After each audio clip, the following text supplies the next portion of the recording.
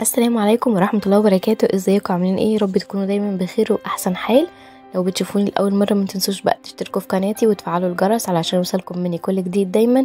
ما تنسوش تعملوا لايك حلو للفيديو وتكتبوا لي كومنت علشان انزل لكم فيديوهات احلى واكتر الفترات اللي جايه. هنعمل مع بعض النهارده تورته حلوه جدا، وكمان التزيين بتاعها سهل وبسيط، يقدر اي حد يعني يعمله، سهله ما فيهاش تعقيدات ولا اي حاجه. الكيكه بتاعتي انا مقطعاها كده على اربع شرايح يعني زي ما انتوا شايفين كده.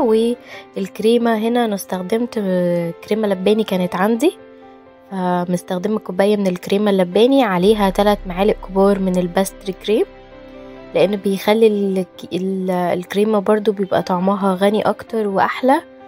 بس وعاملاها بقى بالميه الساقعه. يعني حطي مقدار الميه على حسب ما الكريمه تظبط معاكي، انا ما بحبش احط مقدار ميه معين يعني بصراحه. فانتي حطي ميه واضربي الكميه. ممكن طبعا تستخدمي كريم شانتيه لو متاح عندك، مفيش مشكله. انا كان عندي كريمه لباني فعشان كده عملت بيها، وبصراحه هي بتخلي طعم الكريمه في حته تانية، يعني تخلي طعمها حلو قوي. فحطيت كده هنا اول طبقة من الكيك طبعا، ووزعت عليها شوية من الكريم شانتيه كده زي ما شفتوا. وكان عندي هنا كريسبي شوكولاتة، فقلت بقى اخد كده شوية واكسرهم كده زي ما انتوا شايفين علشان نحشي بيها بقى التورتاية بتاعتنا كده، نحطها فوق الكريمة. بتدي برضو طعم حلو قوي جوه الكيك بالشكل ده كده.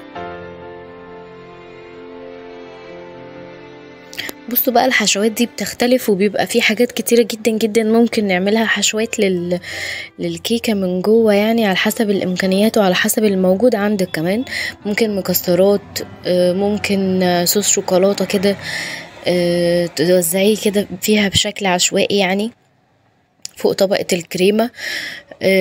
ممكن تجيبي كريسبي صغير وتوزعيه كده زي ما هو سليم كده من غير يعني بقى تكسير ولا اي حاجة، لكن ده علشان كريسبي كبير وهو كمان كان اللي عندي يعني المتاح عندي فكسرته وقلت احطه كده، فاهماني؟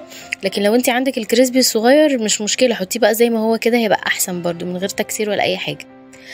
انا حطيت بقى هنا كده الطبقة التانية من الكيك، وهوزع عليها كريمة كده بنفس الطريقة، وهحط برضو عليها كده شوية من، يعني انا هحط في ال4 طبقات هحط عليها كريسبي، فاهميني؟ بس الكيكة دي بقى يعني زي ما بيقولوا كده صنعت بكل حب لحبيب القلب. كل سنة وهو طيب وربنا يخليه ليا ويحفظه يا رب. هو كان عيد ميلاده امبارح وكده، وكان لازم اعمل اي حاجة بقى كده عشان تبسطه، عشان نحتفل سوا يعني. فعملت بقى التورته دي. قولي بقى رايكم، اكتبوا لي في التعليقات، وعايزه الفيديو ده يجيب بقى لايكات كده وتعليقات كتيره كتيره كتيره، عايزاكم تفرحوني. خلاص انا كده هحط هنا الطبقه الثالثه.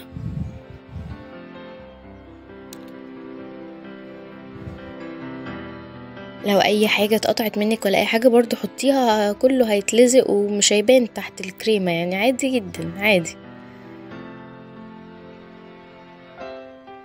انا عايزه اقول لكم بقى ان انا اصلا يعني الجو كان حر جدا، يعني تخلي بالك برضو علشان الكريمه ما تسيحش معاكي ولا حاجه.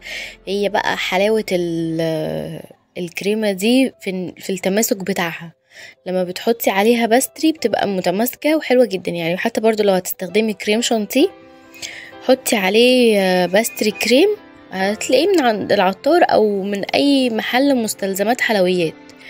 تمام، انا جايبه الحاجه من مستلزمات حلويات يعني برضو بيبقى ايه، تبقى احسن. بس قولي له عايزه باستري كريم، تمام. وهتحطي منه مثلا مقدار 3 معالق كبار او معلقتين كبار على كوبايه الكريم شانتيه. بتخلي بصوا هنا كنت هنسى ما حطيتش كريسبي، وكنت هنسى وقلت خليها مش مشكله مش هشيلها لكم تشوفوا قد ايه الواحد بيبقى محتاس. فتحطي على كوباية الكريمة، سواء بقى كريمة لباني او كريم شانتيه، حطي عليها معلقتين او 3 معالق من الباستري كريم. هي بتديها طعم حلو قوي، وكمان بتخلي الكريمة تبقى متماسكة وتقيله كده ومتماسكه، يعني لو حر او حاجه ما تسيحش منك. بس انا برضو كنت بحطها في التلاجة كل شويه علشان اقدر ان انا اشتغل فيها كويس جدا ومفيش حاجه تبوظ مني يعني. خصوصا بقى وانا بحط بقى الشوكولاته ده كان موال لوحده، لازم كنت ادخلها التلاجة كل شويه وارجع اطلعها عشان اكمل واحط الشوكولاته فيها يعني. بدأت هنا بقى كده ان انا خلصت كل الطبقات، فبدأت ان انا اقفلها بالكريمة زي ما انتوا شايفين كده، ونحاول ان احنا نساوي بقى كده ونظبط الدنيا عشان تبقى متساوية معانا وحلوة يعني. حاولي تسوي فيها على قد ما تقدري، على قد ما تقدري اقعدي ساوي فيها وظبطي فيها اهو. بصوا هنا كده ده بقى شكلها النهائي يعني، على قد ما قدرت بقى عملتها.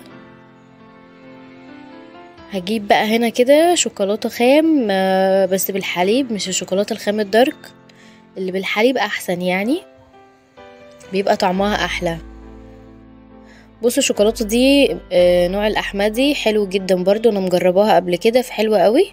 لو حد يعني عايز يجيب نفس النوع، هي بصراحة طعمها حلو جدا جدا وغني فعلا، شوكولاتة بالحليب فعلا طعمها حلو قوي.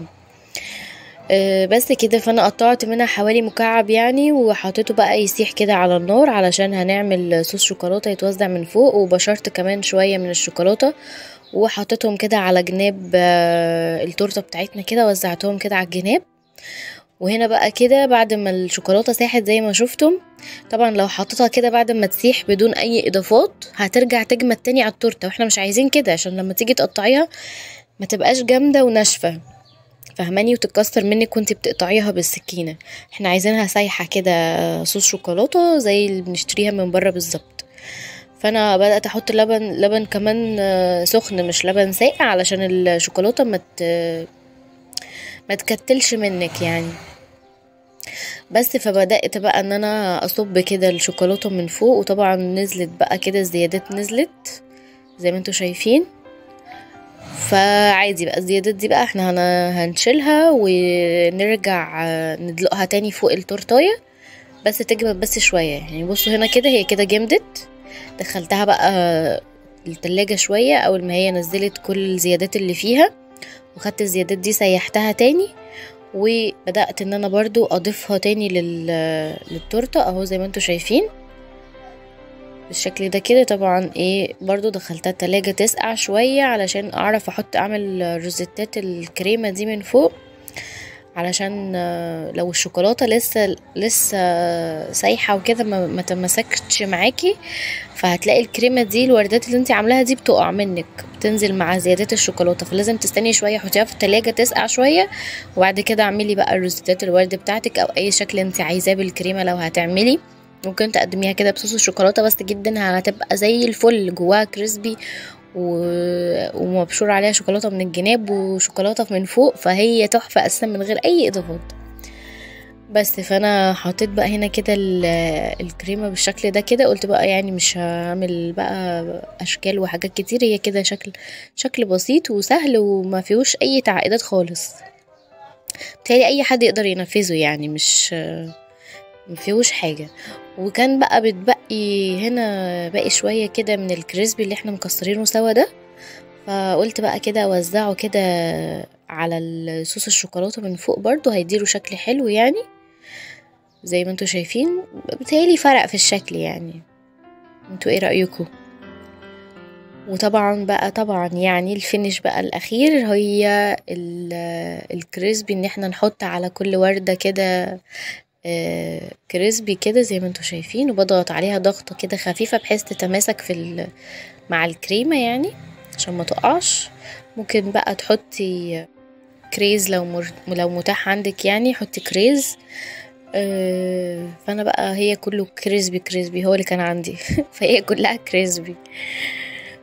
بس شكلها كده بقى اهي، ودي شكلها كده من جوه بقى بعد الفينش بقى والتقطيع بقى وكده زي ما انتوا شايفين. وده كده شكلها في التقديم حلوة جدا جدا. اتمنى ان الفيديو يكون عجبكم، ما تنسوش تعملوا لايك وتشتركوا في قناتي لو اول مرة بتشوفوها. بحبكم جدا جدا، واستنوني بقى فيديوهات تانية جاية كتيرة بإذن الله حلوة وهتبسطكم، وبحبكم قوي قوي قوي قوي. متنسوش بقى تدعولنا في التعليقات وتكتبولي بتابعوني من اي بلد، ويلا مع السلامة.